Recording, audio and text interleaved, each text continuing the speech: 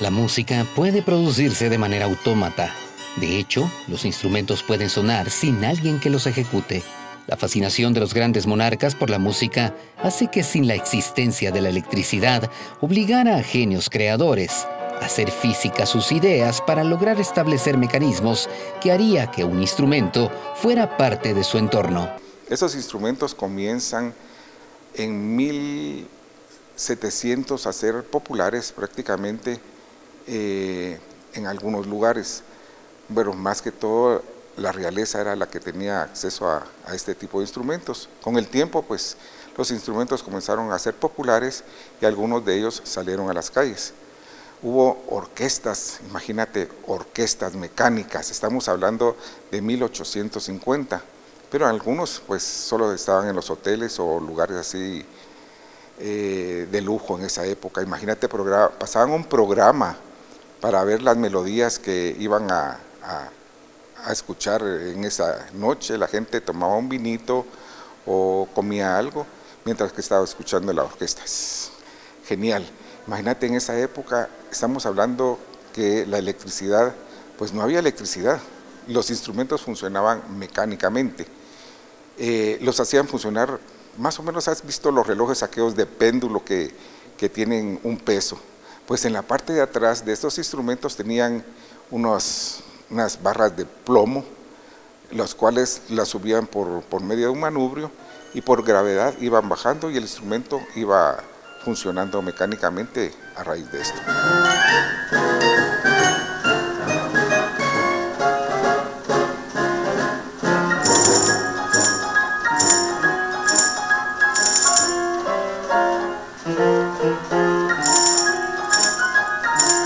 Un instrumento mecánico refiere a aquel que se puede ejecutar y sonar de manera automática a partir de un procedimiento mecánico que está predeterminado y se repite.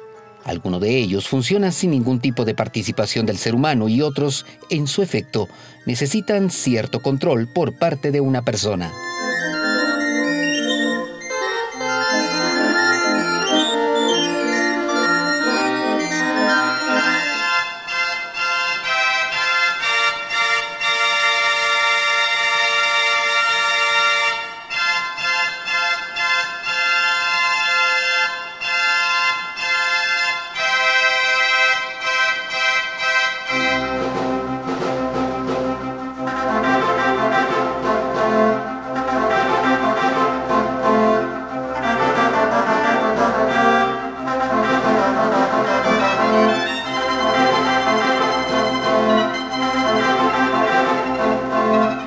Se tiene idea que los instrumentos aparecieron durante la llamada Revolución Industrial. Sin embargo, su antecedente histórico revela que fue mucho antes. Su fin podría plantear una propuesta práctica y en algunos casos tendría una orientación religiosa. Los primeros instrumentos mecánicos fueron flautas y órganos que funcionaban con agua.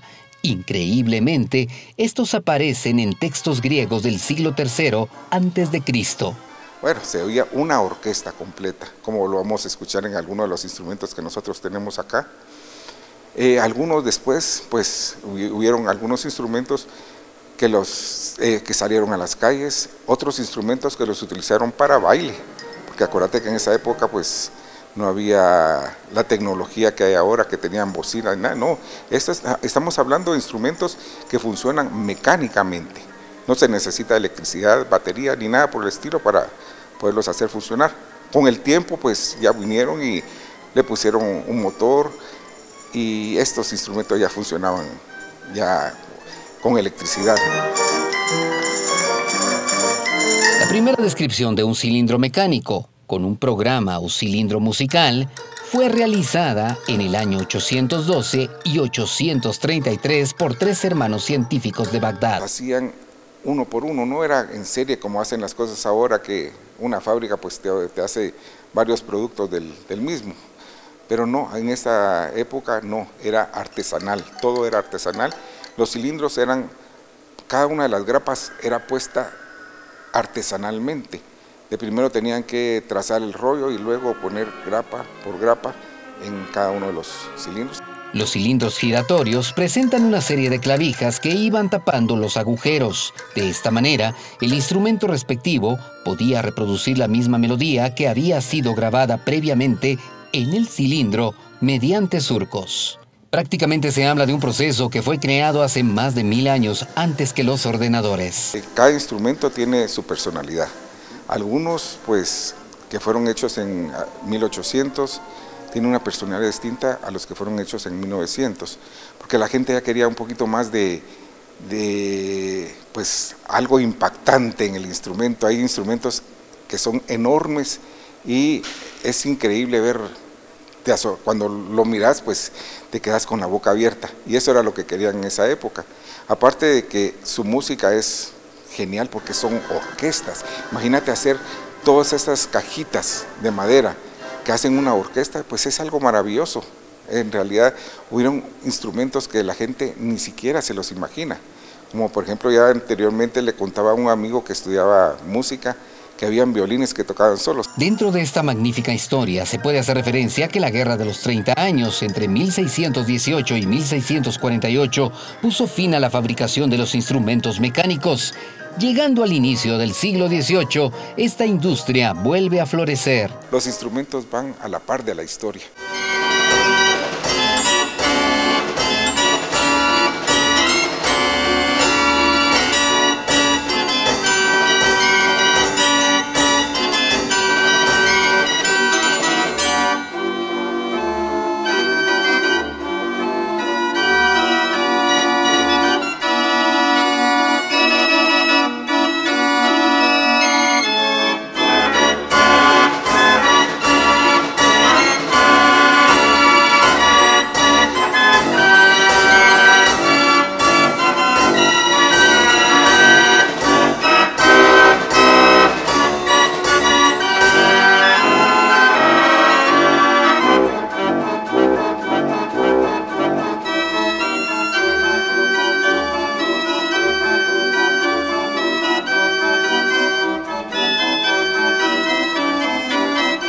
Los hubo de muchas clases de instrumentos, los hubo con piano, con los violines, con orquestas, etc.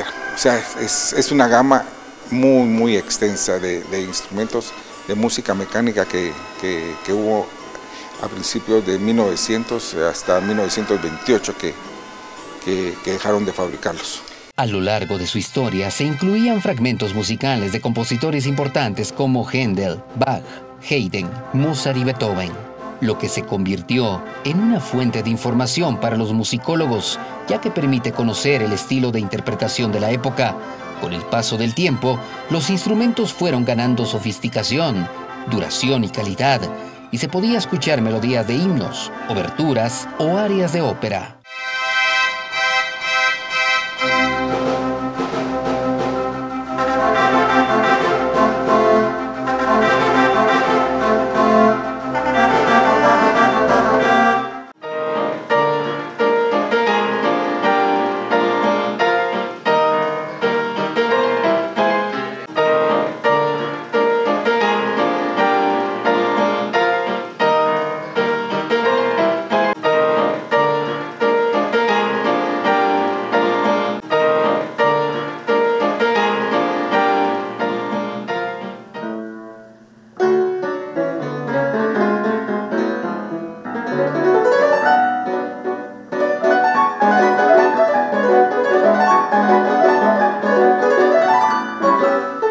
Nos adentraremos en este universo musical, donde hay que hacer referencia a que la pianola es un piano que posee algún tipo de mecanismo de interpretación autómata. La forma más antigua fue el llamado barrel piano o piano de cilindro, creado en 1800 como un instrumento portátil.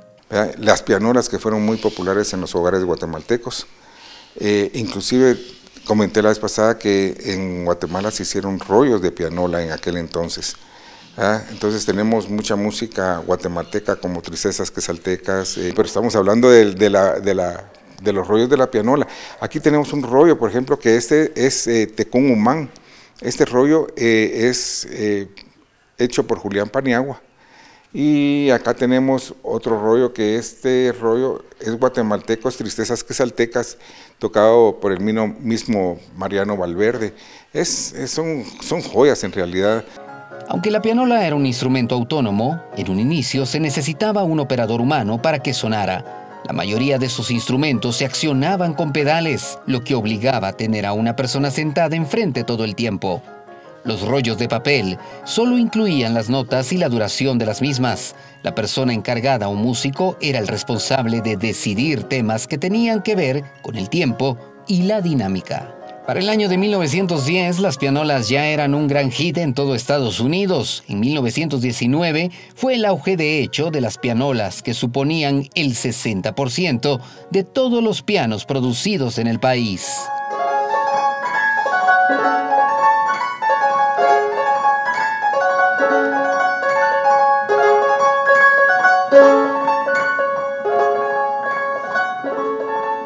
Otro de los instrumentos es el órgano mecánico o órgano de feria. Su nombre no dejará espacio a la imaginación.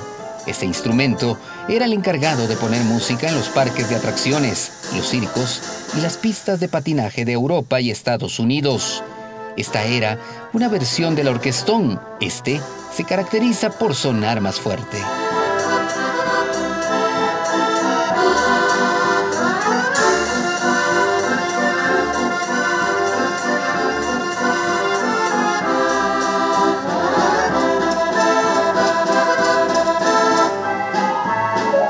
Un músico que conozca de notas musicales, ellos se encargan de hacer el arreglo para el instrumento, para cada uno de los instrumentos, ya que cada uno de los instrumentos tienen distintos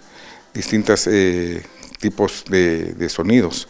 Hay unos con sonido de flauta, otros con sonido de pícolo, otros con sonido de trompeta, etc. Entonces tienen que hacer el arreglo para que cada uno de los instrumentos pues suene a la perfección y que haya una contestación entre trompetas y flautas y así sucesivamente, ¿verdad?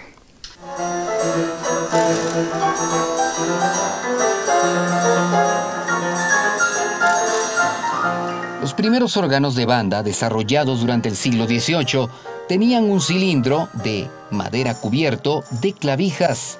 Hacia 1880, su construcción fue creciendo en tamaño y ya contenían centenares de tubos y diversos efectos de percusión. Estos modelos más grandes funcionaban con motores de vapor o de agua y posteriormente con motores eléctricos. A inicios del año de 1900 se incorpora el rollo de papel perforado. En este recorrido no podemos pasar por alto un instrumento de origen alemán, el organillo, que es uno de los instrumentos más populares en las plazas y avenidas de distintos países, el cual consiste en una caja de madera portátil, cuyas puntillas de bronce son las que reproducen su peculiar sonido.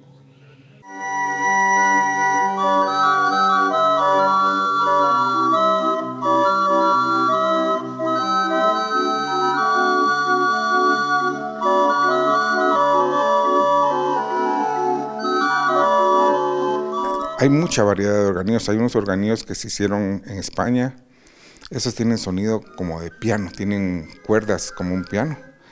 Están los organillos alemanes, que supuestamente era un italiano el que fabricaba este tipo de organillos.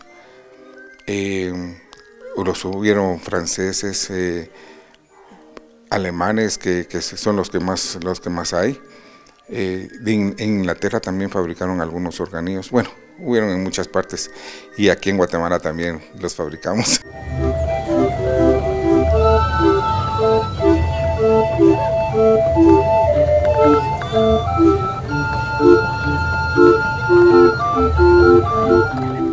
Los organilleros llegaron a Latinoamérica en 1884 y la figura del organillero o cilindrelo ambulante pronto tuvo presencia en las ferias y plazas. Poco a poco se incorporaron en un repertorio melodías de distintos autores, como valses o temas guatemaltecos, relacionados a los hermanos Betancourt, por dar un referente.